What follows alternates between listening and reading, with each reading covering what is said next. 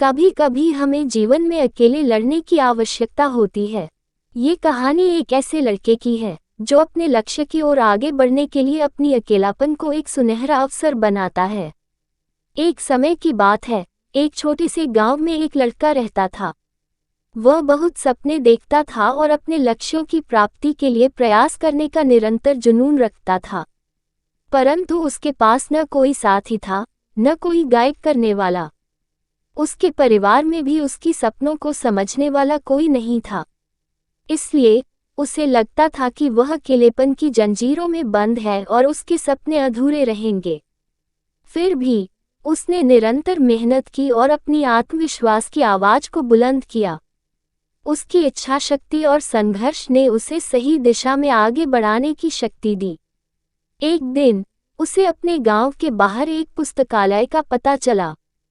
वह आश्चर्यचकित हुआ, क्योंकि उसे पहले कभी ऐसी जगह नजर नहीं आई थी। धीरे धीरे उसने उस पुस्तकालय के दरवाजे पर कदम रखा।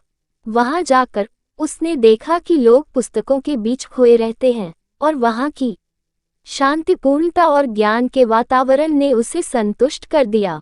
अपनी उत्कृष्टता को पहचानते हुए उसने लिया निर्णय किया कि वह पुस्तकालय में समय बिताएगा। धीरे धीरे वह पुस्तकालय की विभिन्न किताबों को पढ़ने लगा और नई दुनिया की खोज में निकल पड़ा।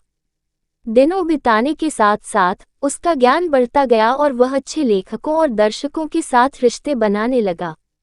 इसी के साथ उसने लिखने का भी मन बना लिया। उसने कई लेख लिखे, जिसमें से उसका एक लेख प्रकाशित हुआ और उसे अवसर मिला अपने लेखकीय कौशल को दुनिया के सामने प्रदर्शित करने का।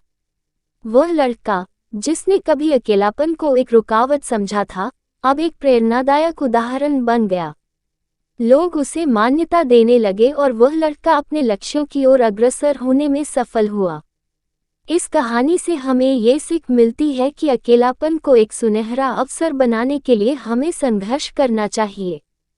हमारी संयमितता, समर्पण और मेहनत हमें अपने लक्ष्यों की प्राप्ति की ओर आगे बढ़ा सकती हैं।